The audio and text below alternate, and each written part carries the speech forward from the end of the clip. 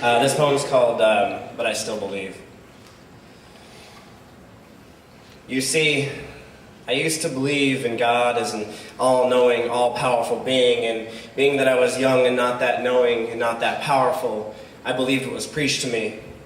And about the time that I was 15, I adapted my own morals and got into my own quarrels over Bible-specific sorrows, but I still believed. Forming my beliefs over broken hearts and shooting stars in the pitch of dark, I knew I couldn't leave, and suicidal thoughts of a teenage boy would soon form blood clots, but as I talked, I mocked up a reality where God still loved me, still cared for me, still wanted me. A teen day questioning, am I straight or am I gay? Because if I'm gay, would God still be there? Because if I'm gay, would God still care? But after deciding that kissing a boy was not my thing, I blew it off as if unseen, and I still believe.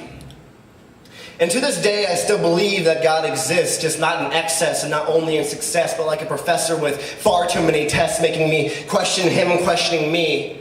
My gut wrenches and starts to bleed because when life gets hard and I need him, I find his absence. So I sit here and sip on absinthe while making up my own accents and misinterpreting captions. And this entire time, my mother becomes trapped in a religion. And the things that I learn turn my stomach over to cover my ears as she sheds those crocodile tears, but I still believe. Her faith is strong like a stallion and shaped like a lion, and as hard as iron she works. 40-hour weeks turn to 60-hour weeks, turn to her bones becoming weak, and despite the good she does, she still runs into foes that won't produce her funds, so she's let go, but she still believes.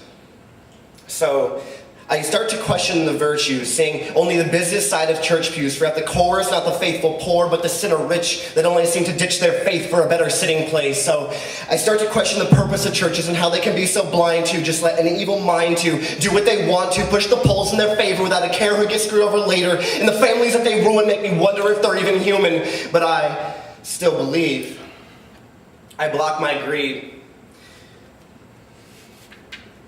And I see I need to free myself from these chains called organized religion because it's all just a legion of corruption portrayed at a pace of destruction. So explain to me, Mr. Preacher Man, if God holds the world in the palm of his hands, how can he be so blind? How can he tolerate such hypocrites that speak to his testament, but in the privacy of their own settlements, they conspire to retire whomever they want with the money that they flaunt? So now I search for spirituality, because in all actuality, I don't think God would want man to deceive for their beliefs, because martyring doesn't seem like a good enough release. So don't preach to me that church is a must, because I will not entrust this house of God to send my prayers to any Lord above. So I'll shove religion out of the way, because what you expect to hear is not what I'll say. And even though I stand here sly, I still find it hard to explain why I still believe. Thank you guys.